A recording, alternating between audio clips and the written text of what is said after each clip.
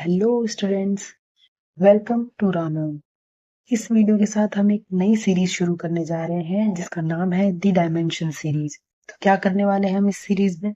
इस सीरीज में हम नीट के कंप्लीट सिलेबस में जितनी भी क्वांटिटीज मेंशन है सबकी डायमेंशन लिखना सीखेंगे। तो by the end of this series आप अपने सिलेबस की हर एक क्वांटिटी की डायमेंशन लिखना सीख जाएंगे।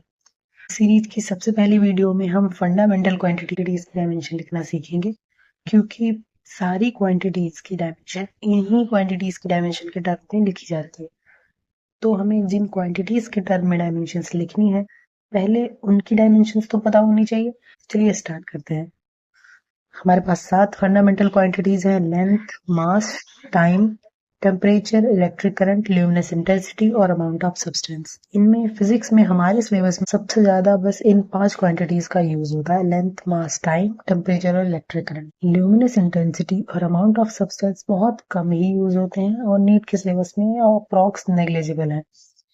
तो चलिए इनकी डायमेंशन लिखते हैं। लेंथ की जो डायमेंशन है उसे हम एल से डिनोट करते हैं और डायमेंशन लिखने का तरीका है कि हम उसे स्क्वायर ब्रैकेट्स में लिखते हैं। ठीक है, तो लेंथ को एल से लिखा जाता है, मास को एम से, और टाइम के लिए टी।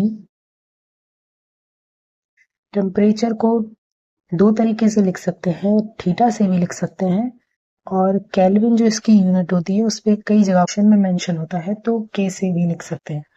तो थीटा और के डिपेंडिंग ऑन द क्वेश्चन जो भी दिया हो उसके हिसाब से लिख सकते हैं। ऐसे ही इलेक्ट्रिक करंट को एम्पियर और इफ मेंशन्ड आई के टर्म में भी लिख सकते हैं।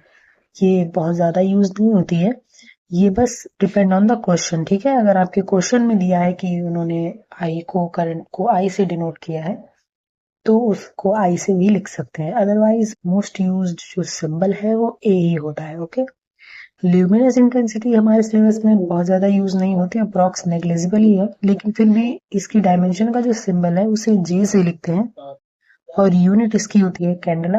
ये यूज नहीं होता है हमारे सिलेबस में, तो अगर आपको ये याद नहीं भी रहता है तो कोई दिक्कत नहीं।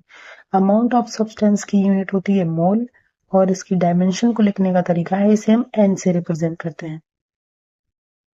ठीक है, तो ये दोनों बहुत ज्यादा यूज नहीं होते हैं। अगर आपको 11th 12th और नीट तक की तैयारी करनी है तो आपको ये 5 डायमेंशंस फॉर्मूले याद होने चाहिए, इतने से ही आपका काम हो जाएगा।